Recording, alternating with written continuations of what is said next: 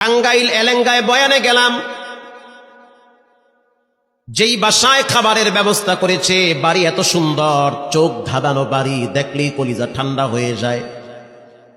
এবার বাড়ির মালিকের সাথে অনেক সময় গল্প হইল। বাড়ির মালিক বলতেছে, হুজুর আমি কাঁচা তরকারি বিক্রি করতাম, কাঁচা তরকারি বিক্রি করে করে আমার পেট চালাইতাম, কাঁচা তরকারি বিক্রি করে এত দামি বাড়ি কেমনে বানাইছেন? এক কথায় তার উত্তর হলো, তিনি বলল যে আমার রব আমাকে এই নিয়ামত দান করেছে, অল্পের ভিতরে বরকত বাড়ায়া দিছে। আমি বললাম কেমনে এই বরকত আসলো, কোন রাস্তা দিয়া? তিনি জবাব দিতেছে, প্রতিদিন সকালবেলা আমি সবজি কেনার জন্য গ্রামে যাই। কষ্ট হয় আপনাদের? সবজি, কাঁচা তরকারি, কদু, ঝিঙ্গা, তুরই, বটবডি, পেঁপে এগুলা কেনার জন্য আমি ভ্যান নিয়ে গ্রামে যাই। আমি রাত্র প্রায় 4টার সময় ঘুম থেকে উঠি। ঘুম থেকে উঠার পরে উযু বানাইয়া অল্প কিছু টাকা নিয়ে আমার ভ্যানটা নিয়ে আমি রাস্তা দিয়া চালাইতে চালাইতে চলে যাই সেই ক্ষেতের দিকে, গ্রাম্য বাজারে। আজান হয়ে গেলে ভ্যান রাইখা আমি নামাজের জন্য মসজিদে ঢুকে পড়ি। নামাজ শেষ হওয়ার পরে আবার আমার ভ্যান নিয়ে আমি আমার গন্তব্যে রওনা হই।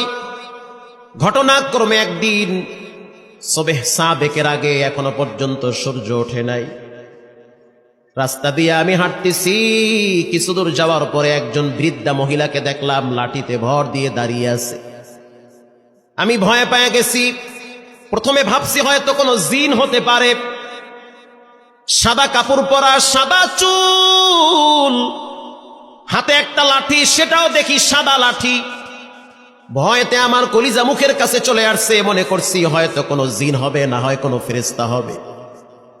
পরে বুঝলাম না, সে মানুষ। কাছে গেলাম, সে আমার দিকে হাতটা বাড়ায় দিল। 5টা টাকা দাও, 1 পিস রুটি কেনার মতো টাকা আমার কাছে নাই। গরিব মানুষ আমি।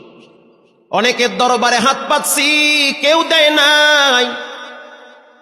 তুমি নামাজিওয়ালা মানুষ, দেখছি মসজিদ থেকে বের হয়েছ, তোমার কাছে হাত বাড়াইছি, ফিরাইয়া দিও না। 5টা টাকা হইল, আমাকে তুমি দাও, 2 পিস রুটি কিনে খাবো। হুজুর বিশ্বাস করেন, তখন আমার পকেটে মাত্র 5টা টাকাই ছিল, আর কোনো টাকা ছিল না। আমি সিদ্ধান্ত নিলাম, ফজরের নামাজ পড়ছি, মনটাও ভালো লাগতেছে।